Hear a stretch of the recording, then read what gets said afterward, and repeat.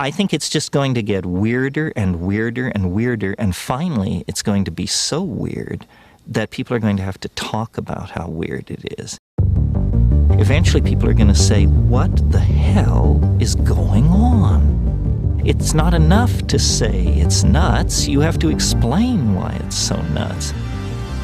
The invention of artificial life, the cloning of human beings, possible contact with extraterrestrials, the systems which are in place to keep the world sane are utterly inadequate to the forces that have been unleashed.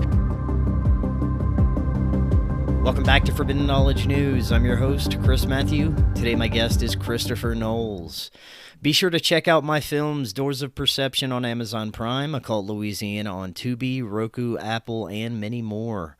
We are booking guests for January. If you have suggestions or you'd like to be a guest, email me forbiddenknowledgenews@gmail.com.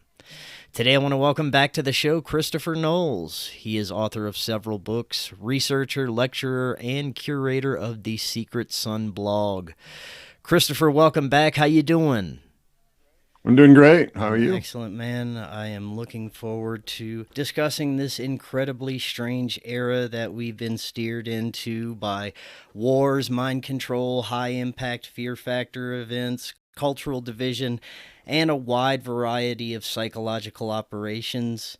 But there's also an extremely strange layer of what seems to be reality itself, expressing with symbols, prophetic information, predictions, numbers associated with magical systems, and on and on. And what does this mean? Are the ruling class truly that adept at large-scale sorcery? Are we in a simulation? Or is there something else happening here? Lucky for us, we have the great Christopher Knowles here to help us understand this quantum madness.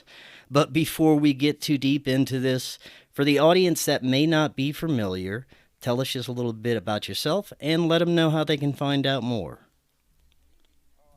Oh, I've been around forever. Actually, next year is my 20th anniversary on the Secret Sun blog.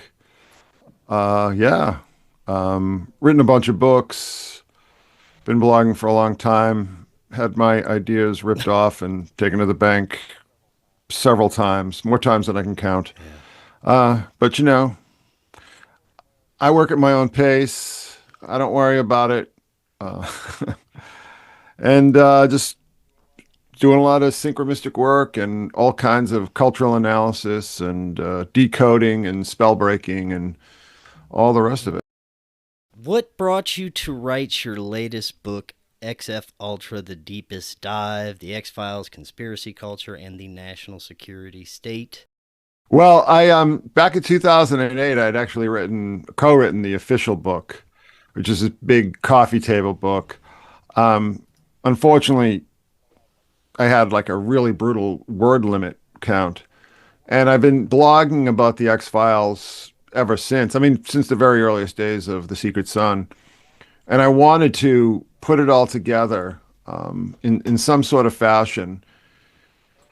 All my theories, all my observations, all the data that I've collected, all the information that I've collected. I just wanted to sort of write my definitive final exam on the X-Files, if you will. So it's cranking up there at about 400 pages. The hardcover's got another 40 plus pages. And there's just tremendous amount of information there on several different levels, but there are so many different layers. With the X-Files. There are so many different, like, mythological, conspiracy, cultural, scientific, and the other thing that I'd been nursing for, gosh, maybe about 7 years now is this realization that what you're seeing on screen, or what you think you're seeing on screen, is not actually what you're seeing on screen. That, in my view, in my very highly educated view, let's just say, the X-Files is about something completely different than what people think it's about. So, and I'm sure all the producers would deny it, but I think I laid out a pretty solid case at great length, showing you all the examples from the episodes and so on, dialogue and everything that bolster the case that I'm making that the X-Files is not actually about what you think it's about. It's not about monsters and aliens. It's about something completely different. So there's so much information, and I don't want to sell some of the arguments short, because it really is something that has to be, I have to walk you through. You have to see the information and the evidence. A great example is, I mean, it's not the X-Files proper, but the whole thing with 9/11 and lone gunmen. And over the years, I've seen a lot of like really uninformed theories and a lot of people talking about that episode, the vast majority of whom had never actually seen it. When you actually watch the episode, it's not what you think. There's all this predictive programming and this term that I hate because it has absolutely no basis in truth, revelation of the method. That's a term that was concocted in the 90s by Michael A. Hoffman. There's no background, there's no history. It's completely made up by him. People use that term like it's some ancient trope or something. There's no basis in history or reality on it. It's just his interpretation. And if you actually read his books, I mean, this is another thing. If you actually read his books, he admits that. He spells out, this is my interpretation. This is not something real. People act like it's something real. In the same way, I actually didn't cover this in the book, but I blogged on this several years ago, and it actually went viral, but I talked about how Project Bluebeam was actually just a big giant hoax that was all based on Star Trek scripts. All the details of Project Bluebeam, all the major details are taken, note for note from these Star Trek scripts. You mentioned the 9/11 connections that manifested during one in particular. What are your thoughts on how that came to be in that episode? Well, I spell it out in the book. My feeling is, I mean, there are two possibilities. One is there's a complete coincidence, which does happen, and maybe with a little bit of psi involved, right? But there's also another possibility that's bolstered, that I bolster with the actual dialogue of the episode that most people who talk about it haven't ever seen, that it seems to be Chris Carter had a lot of contacts with a lot of people very high up in FBI and so on. And it seems to me very possible, and it's kind of like almost hinted at in the actual dialogue, that this was being aired because people within the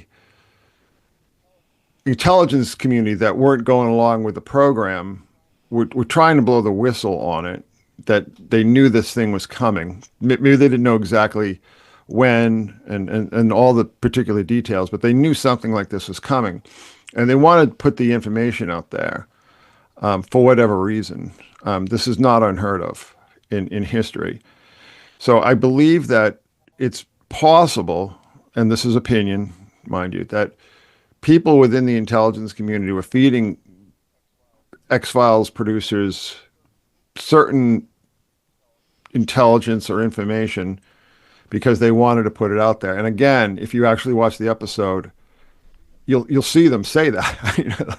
There's this whole thing like, well, who's going to tell the people about this? How are we going to spread the word about this, and so on and so forth. And it just seems like the writers are kind of embedding that into the script, because what you're seeing is a kind of whistleblowing. I mean, there are a lot of, there's this, I mean, I'm just really at the end of my rope with bad conspiracy stuff, because it's so poorly, you have like a certain amount of tropes that are put out there by, I don't know, people like Alex Jones, whatever, and just use him as an example. And he's just spreading hyperbole because he basically considers himself an entertainer. Well, the problem is that these bad ideas and this misinformation just gets repeated. And all I think it does, honestly, is bolster the power and the prestige of the people who are actually carrying out real conspiracies, right? Because they're able to just point at all the nonsense that you see online or whatever and just say, well, see, these people are all getting worked up. And then the various psyops, like the paid actor with the IMDb page who ran into Comet Ping Pong. And that'll, and they got incredible mileage out of that. So it's really time to grow up. It's more fun to believe all the hyperbolic nonsense, but it's self-defeating because, like I said, all it does is give the globalists and the media and, elements within the intelligence agencies all the ammunition they need to discredit everyone who doesn't go along with the agenda. So, I mean, this is something that I'm just really becoming increasingly tired of. And case in point, I just did 2 rather long live streams on the whole Epstein thing, and just basically laying bare that it's all nonsense. As far as Epstein himself is concerned, I think that he was a clown, just a ridiculous individual who was put out there as a limited hangout because there were people behind him, for instance, Ghislaine Maxwell, who are really doing things, who are really running operations. And I've been following that whole storyline since 2006. And I just get increasingly frustrated because everything that you see in the media and in the alternative media and so on, it's just all designed to keep you running in circles. It's just, you're just chasing this carrot that you can never catch. Yeah. And I find it very frustrating. But now I kind of started to realize that there's something else going on. And, this is purely speculation on my part, but I think that, this great whiz kid that he was allegedly supposed to be, I think that he was an in-house coke dealer for Bear Stearns, which... Interesting. If you do some research, you'll realize that, Wall Street in the 80s ran on cocaine, and there were actually trading houses that were dealing cocaine out of the offices. So this is not unheard of. And I think, and then the fact that he was at Little St. James in the Virgin Islands, which is one of the top trafficking hubs for the cartels. I mean, the whole thing is just absurd. Everything about him. So he was most likely meant to be eventually thrown under the bus either way. Exactly. Literally so. I mean, I think that I spell out this whole thesis that he and Weinstein, who were both thrown under the bus at the same time, were meant to be part of this weird spin on the old biblical scapegoat ritual, and Weinstein's the goat that's allowed to live, but he's sent off into exile, and Epstein is the one that's killed. People don't look at Ghislaine. I mean, people who in the know have said, you're looking at the wrong person. Ghislaine was the one who was wearing the pants in that relationship. And the more I've looked at this, the more I realize it. So there's an incentive with social media and with YouTube and so on to put really dumb, low-grade, misinformation-packed conspiracy stuff out there. And this is one of the reasons why, I mean, I don't consider myself a conspiracy theorist, quote unquote.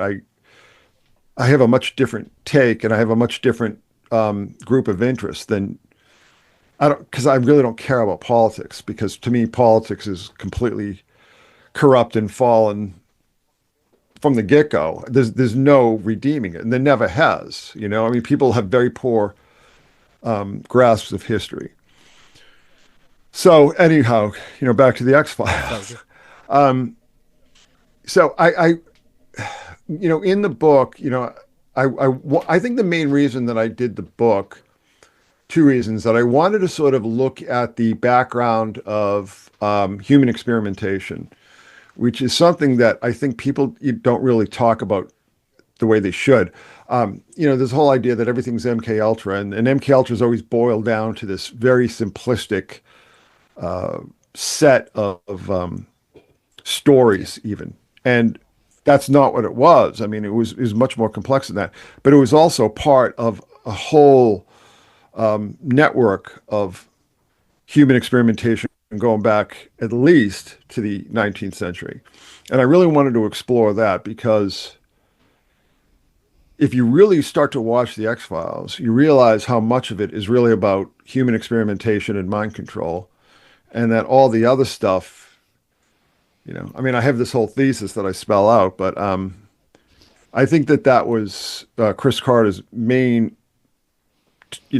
focus of interest, is that he really wanted to explore the national security state and the way it's used all these programs to control us, right?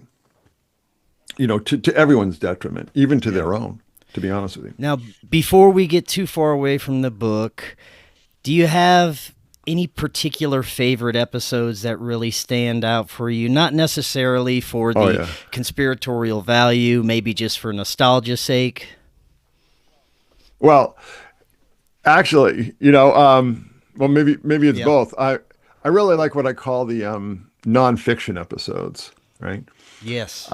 Deep Throat, which is about the Air Force using ufology and rumors and so on to cover up for experimental aircraft. Red Museum, which is about human experimentation using vaccines on cattle and people. And there's an episode called Wet Wired, which is about, feeding subliminal signals into cable television. Those are, it's like the ones that, like, I'm not afraid of vampires. I'm not afraid of fluke men. I'm not afraid of all these other creatures. Those are just goofy and fun and entertaining. What's really scary is when they get into the whole, particularly the topic of human experimentation, and particularly on children. And that's the stuff that really delivers those body blows, so to speak. Yeah. Since you brought us into the realms of theater and psychological operations, let's explore this a bit. It does seem that there's more fakery and outright theater at play. To what degree are all of these, even politicians, high-level people that we know their names, that we see on the television and social media, are these all throwaway actors, just like Epstein, to where eventually they have served their purpose and they can be thrown to the wayside? Do you think any of these people actually have any idea what is unfolding at deeper levels? My whole philosophy that I have hewn to for a very long time now is based on the law of parsimony. Now, there is an impulse with the so-called, the conspirators, as I call them, to just go as crazy and out there as they possibly can, and whether they have the supporting evidence or not. And those, they make a lot of money doing that, and they get a lot of attention. Good for them. I'm not interested in that. I'm interested in knowing the truth. And to be honest with you, I mean, a lot of what I do is, very personally motivated. It's something like I'm on my own quest, so I like to share it with people. So the law of parsimony is like, don't leap to conclusions that are unsupported by the evidence. And there's also a lot of bad evidence out there. It's like, I think you were implying in your question. It's like, there's so much being fed, like, case in point, the Epstein situation. And it is all designed to, keep all of us running around with like chickens with our heads cut off.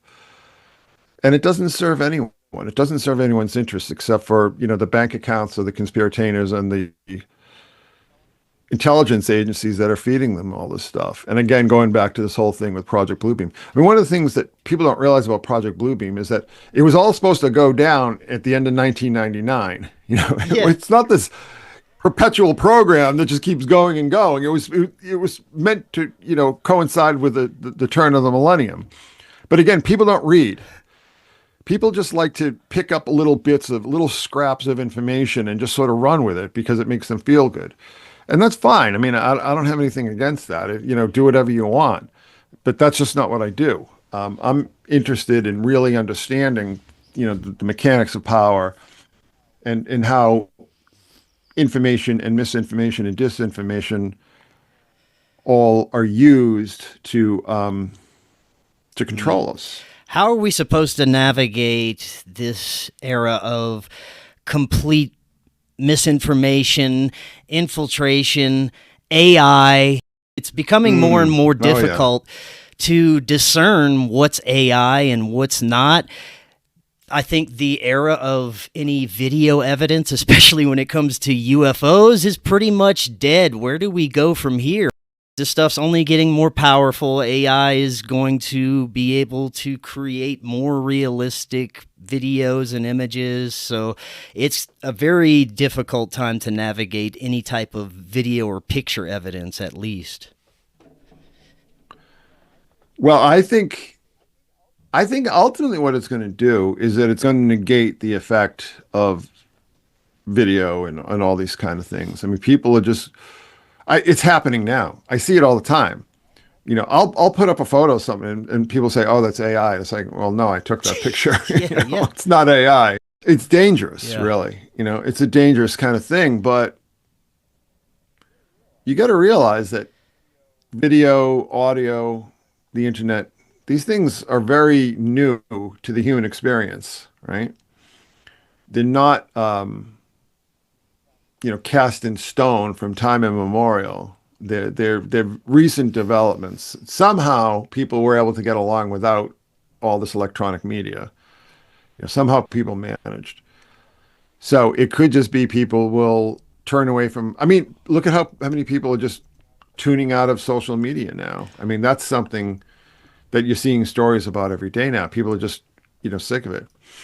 And Facebook and all the rest of it is filled with bots and fake people. I think it's going to lead, I don't want to say a backlash. It's not going to be as dramatic as that. It's going to lead to a very silent, in some ways, but very permanent withdrawal. People are only going to talk to people that they know and trust. They're only going to trust the evidence that they experience in what's called meat space. And I mean, in some ways that's good, but it also lessens the possibilities that we can have shared experience, because we all have shared experience through electronic media. And without electronic media, we won't be able to have these kind of communal experiences. I mean, just think about back in this, up until maybe 2010 or so, everybody watched, a particular show, right? And everybody, the next day at work could talk about, oh, did you see Seinfeld or The X-Files or Lost or Hill Street Blues when I was in high school? I mean, whatever it is, I mean, people could all gather together, or, did you see that football game or that baseball game or whatever? And that is a unifying force in society. And we're going to need to replace that. We're going to need to find a new way to coalesce, because all electronic media, to me now, is suspect, right? In some ways. So I think it's going to force people to become smarter and more diligent.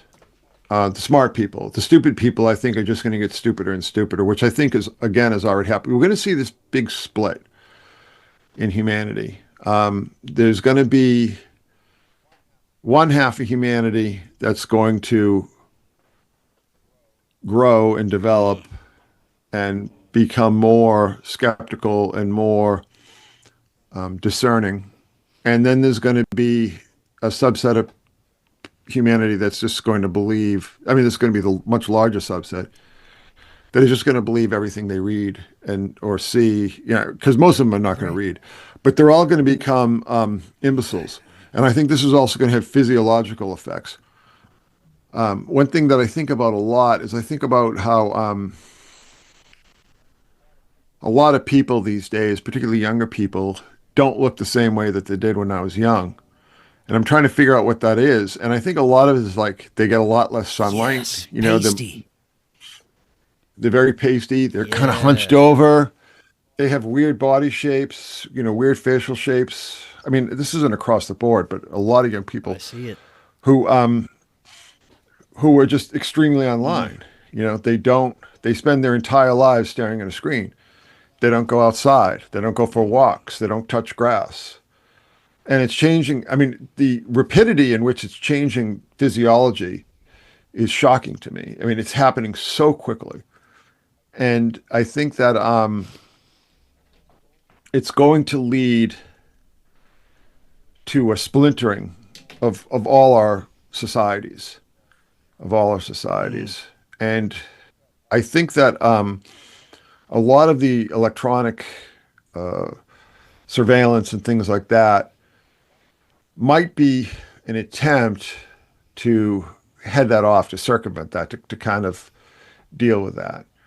I don't know that, but it could be like, because people are just almost splitting into two entirely different species in some ways, that that's a recipe for social disaster. Do you think that AI is the Terminator level threat that many believe it to be? No. At least not the LLMs, the large language models. I'm always stunned that every single time I have any sort of interaction with an AI, whether it's ChatGPT or Grok, how often it gets stuff wrong. Every single conversation. And and then I'll correct it. A few days ago, I had this conversation with Grok, and I said, just some detail, and it was a fairly substantial detail. And I said, no, you got that wrong, Grok. And he's like, oh, you're right. I'm sorry. I'll never do that again. And then like the very next exchange, it got another major detail wrong. Yeah. What they call AI hallucination. I've seen no evidence that they've been able to address that effectively. AI is getting more sophisticated in other ways, but it's still making stupid mistakes all the time. And I would say maybe on an increasing basis too. I want to go back into some of the high strangeness associated with high impact events and things that manifest in our reality that can predict future events, seem to have some sort of occult or esoteric nature to it. The Charlie Kirk assassination, many have pointed out the syncs with the movie Snake Eyes, but there is also many other strange coincidences and connections associated with this. Numerology, location, people that are associated with it. Have you done any analysis into the stranger levels of this? Very little. I find the whole story to be just unbelievably tedious. On one level, it's a tragedy, but the thing is, so many times when these stories pop up, I'll just let them slide, and I'll go back to them later. I'll go back to them once the dust settles, because you just have so much nonsense being bandied about that people become really convinced of, that seems really convincing, because there's all this manufactured data that supports it. And then it's only later on that it's revealed, oh, well, that was all just false. So I got to be honest with you. I had very little knowledge of who this guy was. I mean, he's just a guy who I saw, like it was just a face. And I know a lot of young people on the right were very excited about him. But there was absolutely nothing about him that interested me at all, to be honest with you. It was just almost like an alien species to me. I mean, Yeah. I don't know if I did something on the snake eyes thing. And the parallels aren't as convincing as some would have you believe. Okay. But there was another set of data that I was interested in that I sort of ran with. I just I don't find him interesting. I don't find a lot of the information that I've seen particularly convincing. And one of the other problems that I have is that there are a lot of people coming in who are new to all this, and they're just not jaded enough. They just they tend to get outraged because they still have almost like a childlike view of the world. And to me, it's just like, well, yeah, I mean, anybody who gets that kind of exposure is going to be compromised, and the people around them are going to be compromised, and it's all going to, they don't let people like that get the kind of exposure that he got if they weren't playing ball with somebody, some major power. And I think people just have a tendency to, again, the people who are sort of new to this, they just have a tendency to not understand how broken and compromised the system really is.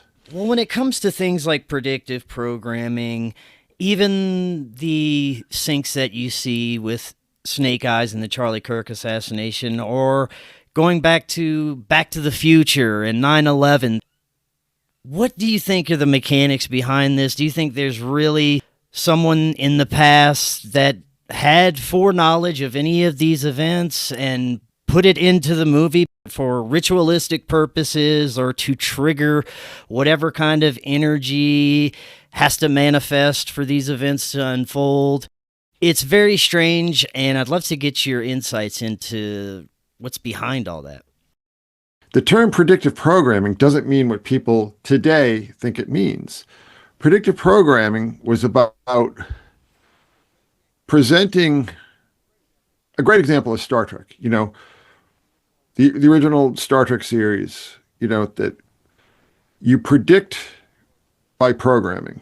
That's really the original concept. It's not about like things are sort of fed in, because when you start to break that down, like what is really the advantage? If you put, first of all, nobody in 1998 was thinking, okay, there's this toddler out there who in 27 years is going to be a well-known political figure. So let's put this all together. And for what reason? There's no reason for it. There's no advantage to anyone for that. It's absurd. Predictive programming it's a form of entrainment. Actual predictive programming is a form of entrainment where you're programming people, right? And the prediction is that by programming them, you will reach the outcome. Okay. That's a definition that a lot of people today don't understand. But think about it. Like, what would possibly be the advantage with this whole Charlie Kirk thing and Snake Eyes? There's absolutely no advantage whatsoever. There's no reason for it. And it's actually completely impossible when you get down to it. 9/11 is a different story. All right, because I believe that those towers were built to be destroyed. All right, and I've done a number of studies on this showing exactly why I believe that. And there are two streams at work. I mean, some of these things are being fed, and it would be almost impossible to figure out which, examples those are. And a lot of it is just the collective consciousness, that these ripples, when you have this major sort of event, you have ripples going back and forth in time that affect people, particularly sensitive people, people who are artists who are just sort of sitting there with their antenna up, pulling in all these things from the ether, right? So, but again, 9/11 is a totally different story, because I have spelled out exactly why I think that was entirely ritualistic, and that there was a weird type of narrative built around it that I've spelt out.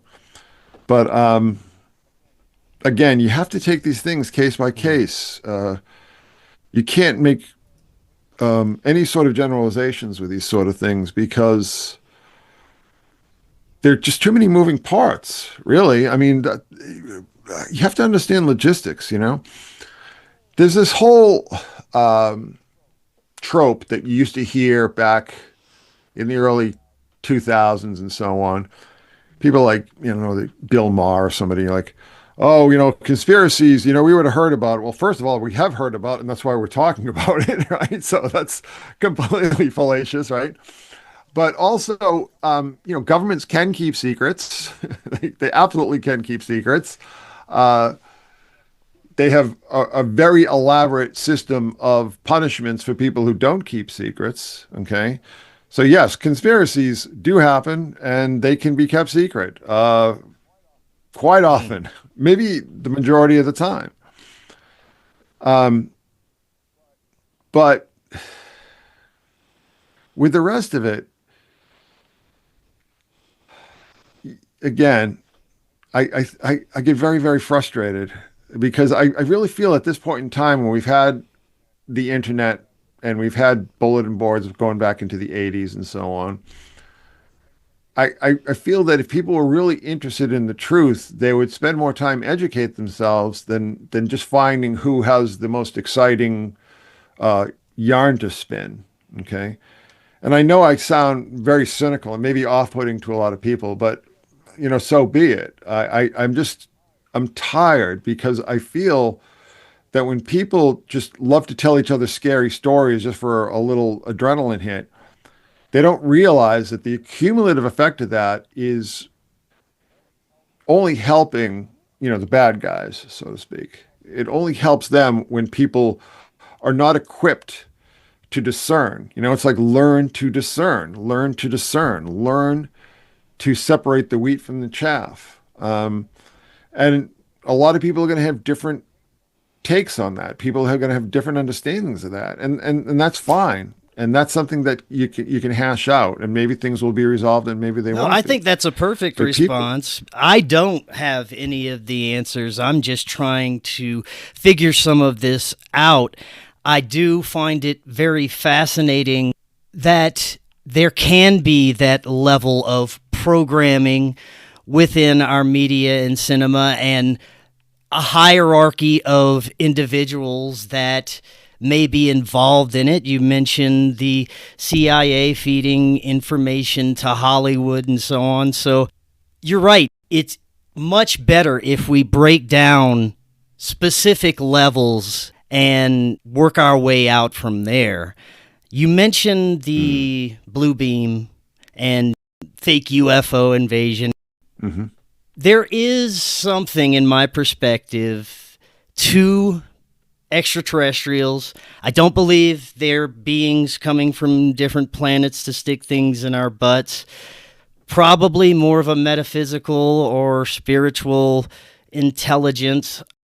I've interviewed hundreds and hundreds of people who have claimed to have been abducted, experiments, met with beings, actually had physical contact with beings. You've heard all the abduction stories.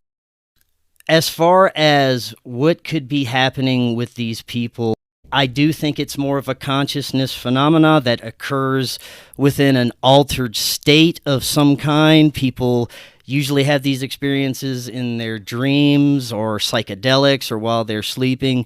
They do have the rare encounter where Joe Schmo's just walking in the woods and a UFO suck him up or something like that. But I often consider that it may be just an information field, some sort of intelligence that can manifest as anything, that can present as anything and communicate with whoever or whatever at will to perpetuate whatever agenda it's trying to do. And that, I don't know if we would ever understand what its real intentions are. Do you think it's closer to a etheric information field or something else? I think, I think that might be part of it. But I think largely, again, case by case, Yeah. right? But I think the gestalt of it, my overall thesis is that we're dealing with what Dr. Karl Raschke called ultra-terrestrials, ultra-terrestrial intelligence that are, for lack of a better term, transdimensional. That we are dealing with and we've been dealing with for a very long time, an intelligence that can't necessarily exist physically in our reality and has a number of different methods to communicate and interact with us. And this is why, there's no real consistent appearance of some of these objects or, these stories. I know there's this whole trope among ufologists that, they're all telling the same story. Well, cultural contamination is certainly an aspect of that. But really, when you get down to it, they're not. I think that we're dealing with some kind of intelligence that is outside of our reality, but has been a part of our reality since time immemorial.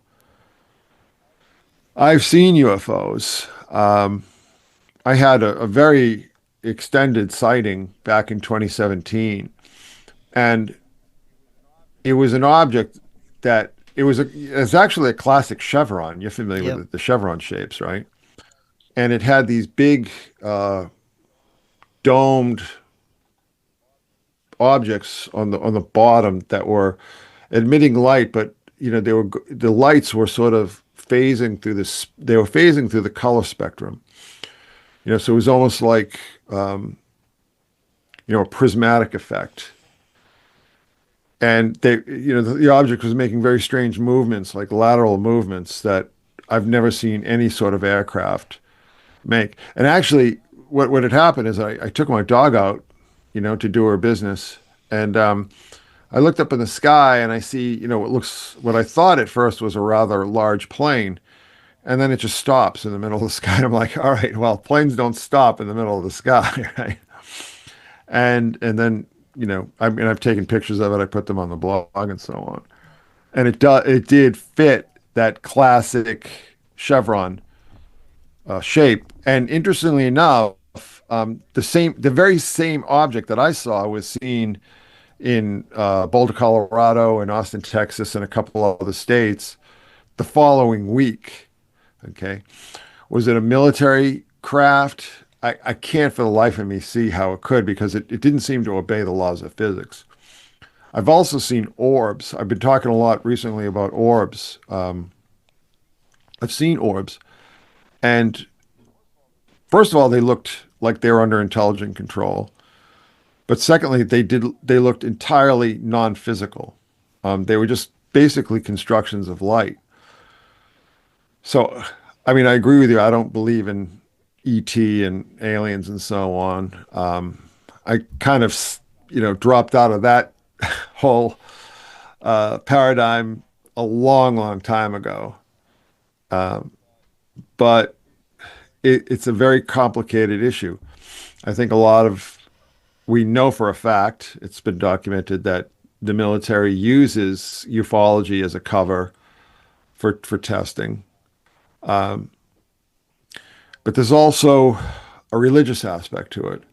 And that's the aspect that I'm most interested in, because I would argue that there is most definitely an effort to build a UFO religion.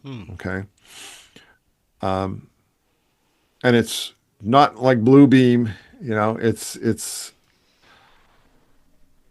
been going on for a number of years now. I believe that elements within the Navy, within the Admiralty, are running this operation.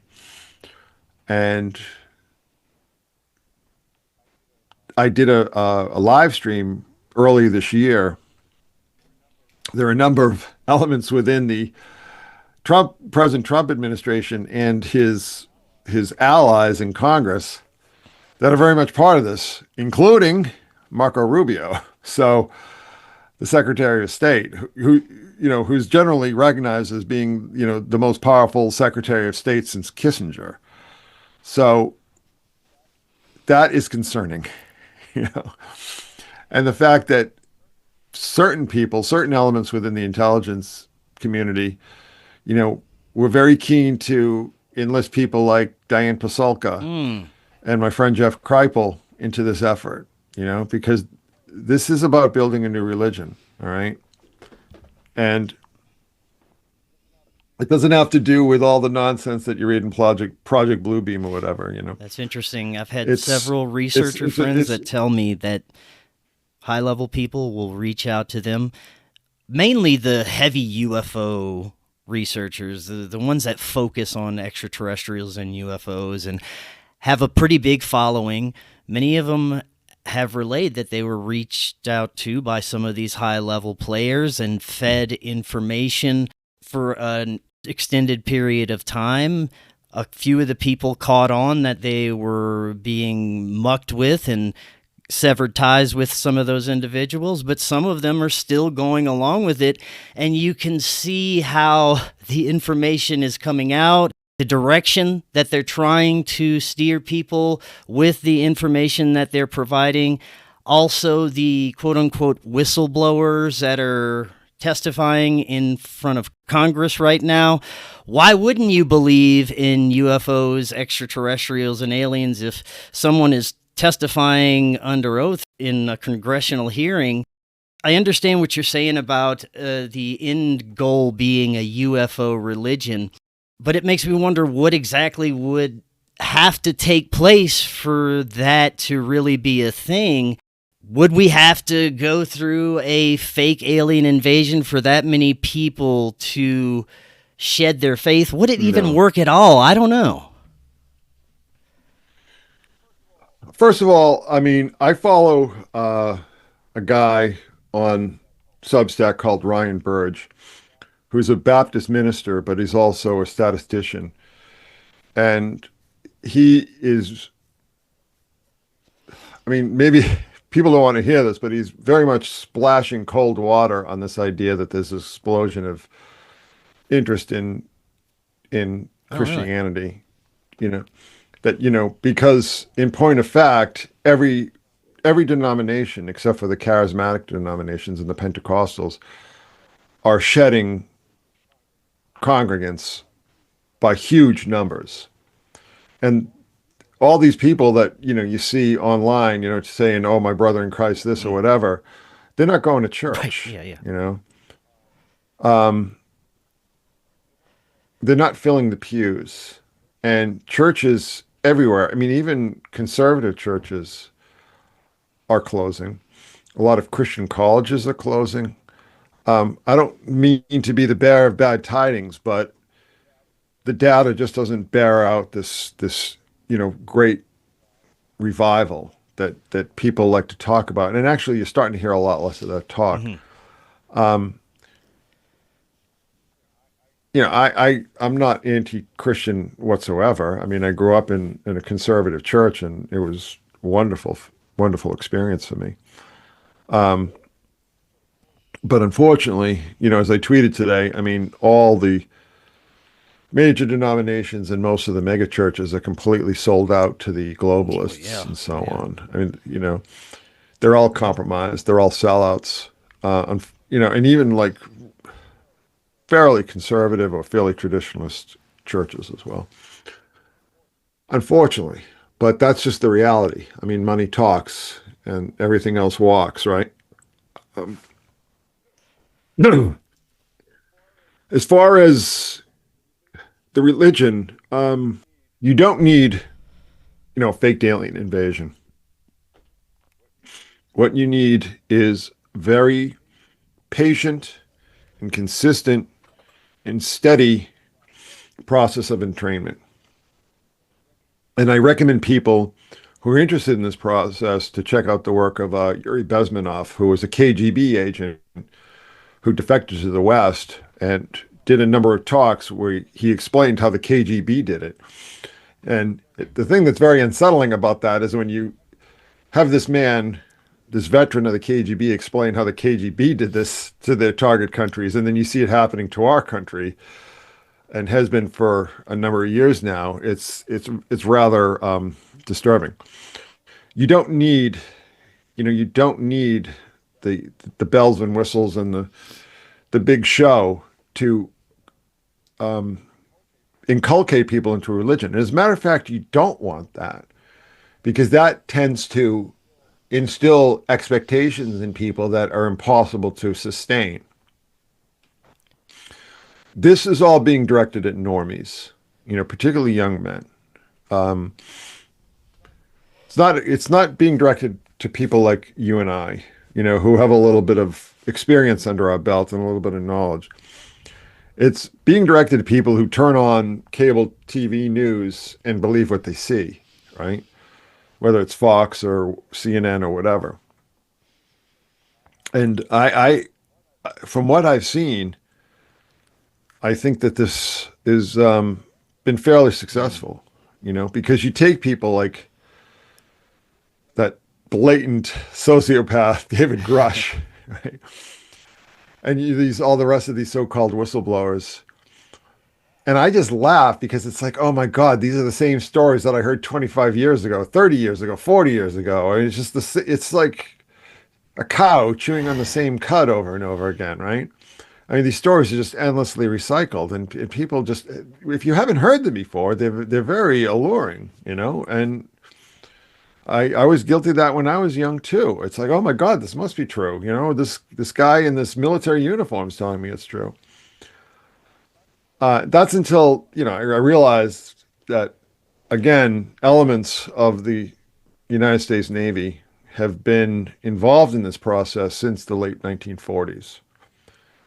And for instance, you've heard of the group NICAP, right? One thing that you probably didn't know, or maybe you do know since you seem to know your stuff, is that a large number of the board members of NICAP were military, particularly Navy and Marines. So this is a military project, okay? And it could just be like, you can't, the old religions have their place and have their constituency, but you have this vast and very rapidly growing segment of what's called the nuns. People have no religious affiliation, and that's dangerous. That's actually a recipe for social dissolution. So how do you respond to that? How do you counteract that? Well, I think back in the 1940s, they decided that this is how they're going to counteract that. You know what I'm saying? This was their solution. It helps that, I personally believe that the UFO phenomenon is real. I don't think it's aliens. I don't think, whatever. I think if there's any physical reality to it, it would be, something on this planet, maybe something. This is a huge planet, and only 5% of the landmass of the planet Earth, and that's just the landmass, but, mind you, which is only 29% of the Earth's surface. Only 5% of 29% has more than 100 people per square mile population density. This planet is terrifyingly empty. And all you have to do is go just a couple hours over outside any major metropolitan area. Oh, I just drove across Nevada, man. That's all you have to do. Exactly. You don't even, upstate New York, once you get past the New York City area and Westchester County and all the rest of it, you wouldn't believe how empty it is. There's nothing. You can just drive for hours and not see anything, it's just astonishing. And you're 2 hours away from like one of the most densely populated areas in the world, the New York City metropolitan area. So there could be things going on that, there was a guy named Mac Tonys who died back in 2010, I believe. He wrote a book called Cryptoterrestrials. And his argument that there was a parallel race that lives besides us, they're, technologically advanced and so on. In the same way that another person, it's amazing how many ufologists die young. But there's a guy named Lloyd Pye who talked a lot about Bigfoot and so on. And, he made a very compelling case, as far as these proto-hominids. Because, again, this world is huge. And there's all sorts of places that we never go. Don't believe the hype, You would, if you grew up with Hollywood and all the rest of it like I did, you would think that we've mapped out every square inch of this planet when we barely scratched the surface. We barely, and then the oceans. Yeah. I mean, we know nothing about the oceans. I mean, just think about how vast the oceans are. 3 times the size of the land mass, and think about how huge the land mass is. We know nothing about this planet. I was just reading another article on Substack talking, something that I believe with profound intensity, that space colonization is just an absolute fantasy. It's never going to happen. And this person who wrote this article said, we already have an alien planet to explore, Earth. Yeah. We don't know anything about this planet, I mean, who knows? I mean, there could be like a completely parallel civilization, humanoid civilization on this planet that we don't know about. I mean, it all, I think is it likely? Probably not, but it's certainly possible. Well, you mentioned space, all theories aside about what space is. Any thoughts on what the Atlas comet really represents, or deeper layer? Well, I'm glad you asked that. That was first spotted on my birthday, by the way. So that was the third comet or object that was said to be extrasolar. The first one was Oumuamua in 2017. Now, that popped up not long after that situation in Las Vegas, which I did another huge live stream on because of all the blatantly obvious ritualistic overtones to it. And so after this event, whatever it was, and you can make up your own mind if you look at the evidence, and then all of a sudden we have Oumuamua, which was said to be from Vega. So after Las Vegas, you with me? And in between, we had the that whole boondoggle with Tom DeLonge and To the Stars Academy and John Podesta and all the rest of it. Huh. I have a saying, space is an altar. And I think that a lot of these events, I don't want to say they're manufactured, but they might be exploited for ritualistic purposes. I mean, it could be, they said that Oumuamua was first spotted on October 18th or something, 2017. Well, maybe it wasn't. Maybe they spotted it a year before or whatever. And then all these things sort of led up to it, all these events were being orchestrated to coincide with it. And then we had the one in, what's the other one called? Berezov or something? Is that what it's called? I'm not sure about that one. That was the other one. I think people sort of forgot about it. Now this whole, but it's also that guy Avi Loeb. Yeah. And whenever he gets involved in anything, I'm just like, okay, this is disinformation. 100%. Anything that he, because first of all, he makes all these claims that always turn out to be false. But that doesn't matter because he's there to add this patina of respectability for the normies, right? This Atlas and all the rest of it. It's not being aimed towards us. It's being aimed towards the normies. And it's very highly effective. Yeah. I think that I've noticed, people in my family and people that I know and so on, take this stuff seriously. They might not be totally into it, because maybe if they were totally into it, they'd realize that it's not to be taken seriously. Yeah. But they take it fairly seriously. And that's how you create a religion. You don't Christianity did not just, after, Pentecost, or is recorded in the book of Acts. It's not like all of a sudden the entire world was Christian. It took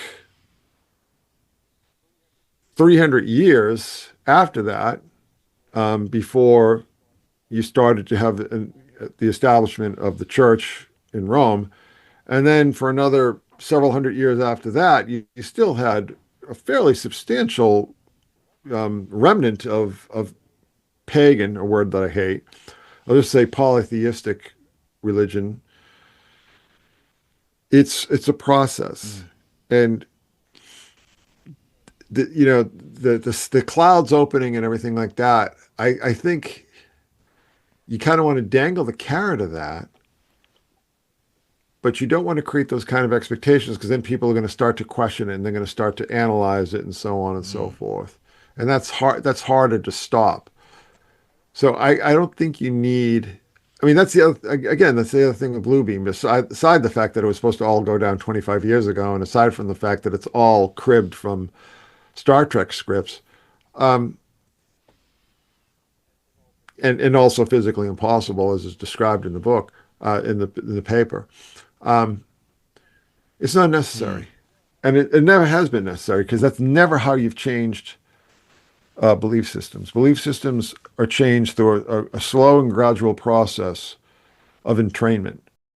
Final thoughts. Do you have hope? How are you navigating everything?